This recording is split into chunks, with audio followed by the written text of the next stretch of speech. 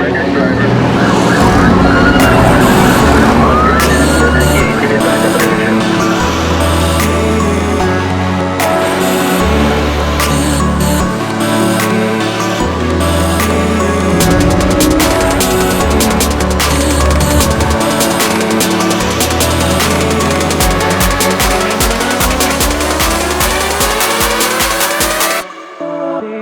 right, guys, we're back with the all-wheel drive Charger build, and we've been making some really good progress on the engine, getting the supercharger and everything all bolted up.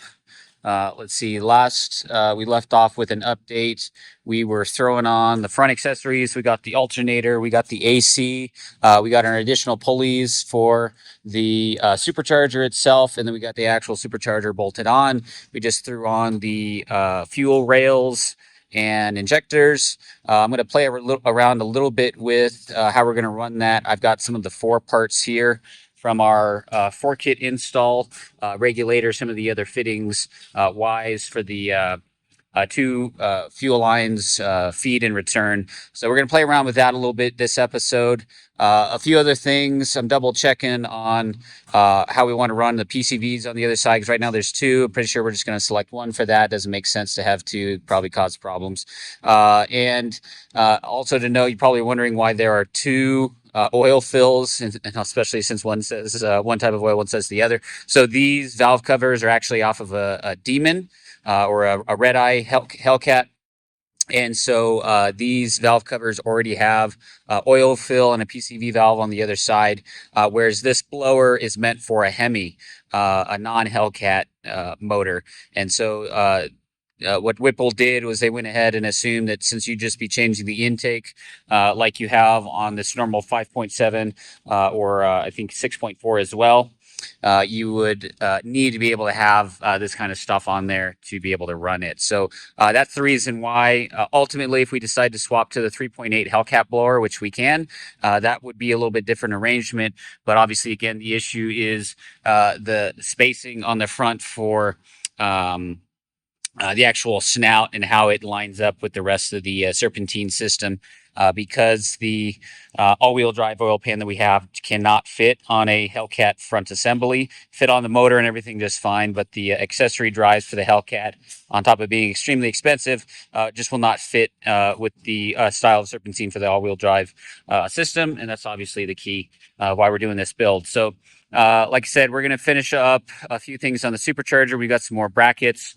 We finally got the, let's see, the plugs in, some brisk plugs, so we'll overview that. And then we're playing around with the drive shaft right now. We've got a stock Durango drive shaft, and then we've got a carbon drive shaft for a Trackhawk Durango as well. We're playing around with some fitment of 3D printed adapters to go between the transfer case and the differential itself. For the stock one, it's a little bit smaller. It definitely can run without too much issue, but it's obviously going to be limited on power. The carbon can only run one way because of the size of the CV shafts that it's actually running. So we may be able to get it fit, but the other issue we have, since it's quite a bit larger, it may impact our header arrangement.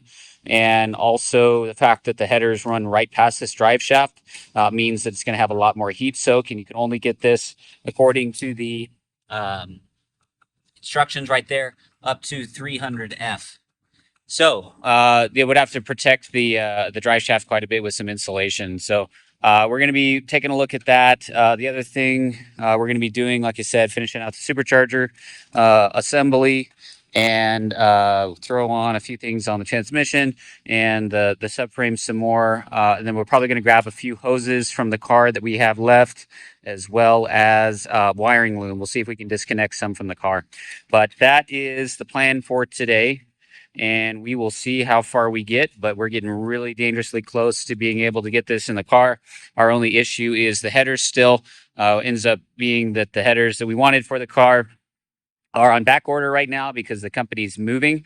And so we still have our order in, but it's going to take several more weeks to get it done. Then we still have to get those ceramic coated. So we're looking at other options as well to see what we can get away with, maybe with some shorty headers that are already coated and some custom downpipe, depending on what we need to get past the front drive shaft on the passenger side. So a lot of cool stuff today. Some of this never really before done, or at least never before documented. That's for sure on an all-wheel drive Hemi.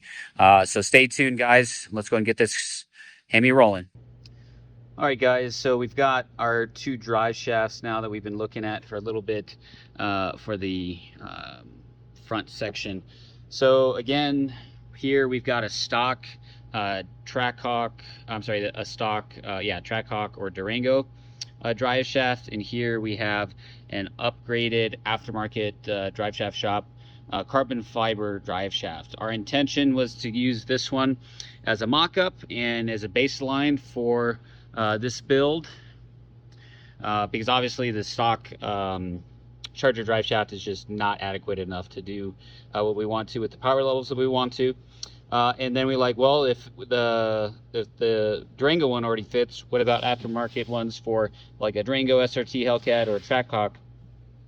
So we got this one to take a look and see if it would fit.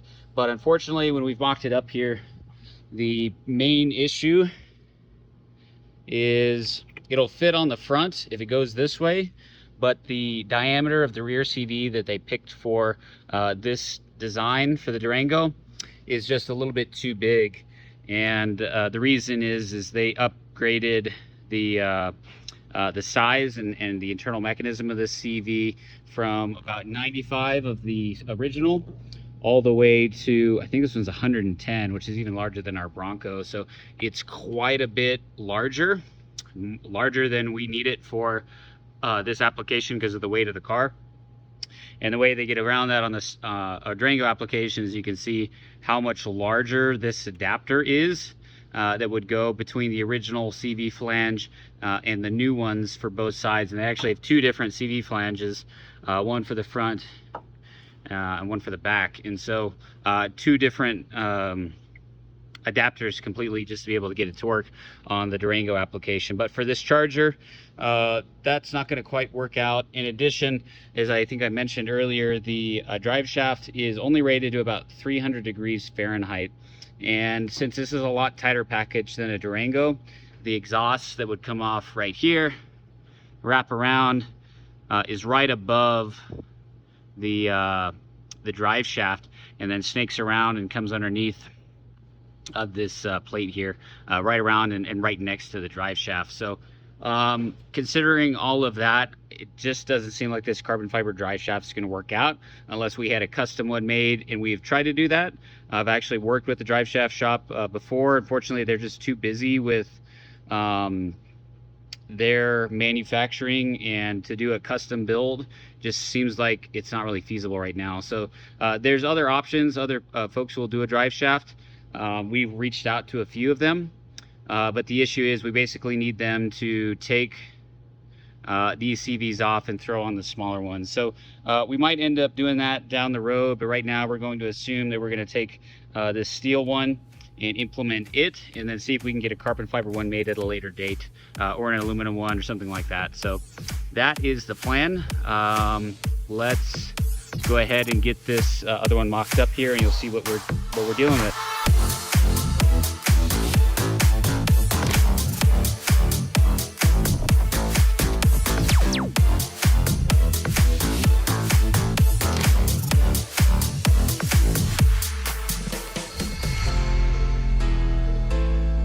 All right, guys, so we got the Durango original drive shaft mounted up here with our new adapters. We've got like 8 of these now because we're just kind of fine tuning it, and we're probably going to do another set because we want to go an additional 1/4 inch on these, so it's not fully extended. But beyond that, we got it all fitted up, and you can see that there is still quite a bit of clearance for the drive shaft around the bell housing, obviously around the differential area as well. And even a little bit off right now because it's not quite long enough, plenty on the rear of the transmission. So this one fits great. The only issue, as I mentioned, is we'd really like it to be a little bit stouter, aluminum, but you'd have to go higher diameter as well, or carbon fiber.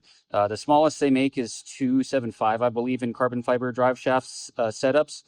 So the only issue with the one I mentioned here is if we could just get the smaller CVs. I think these are right around 95, 96 millimeters versus these that are over 100 millimeters. So again, we've got a contact in another custom drive shaft group out of California that might be able to solve making one of these for us for this application out of carbon fiber, and make that one fit with our adapters that we're keeping for this this guy. So like I said, we're going to make some final modifications for these adapters, do a final test fit, and once everything's happy with these two, and we talk with our guy who would build us a custom one, see what his thoughts are.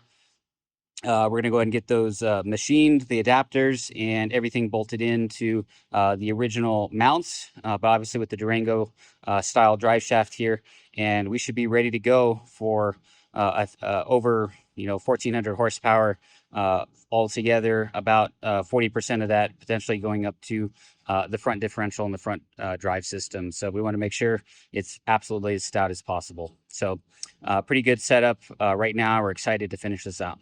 So yeah, again, we're super excited to get this thing almost completed and into the car. So like I said, just probably another episode or so of getting everything tidied up on the loom and the coolant lines. We'll probably then move over and start doing some work on the actual car and getting the bracketry for the intercooler and all that kind of stuff set up.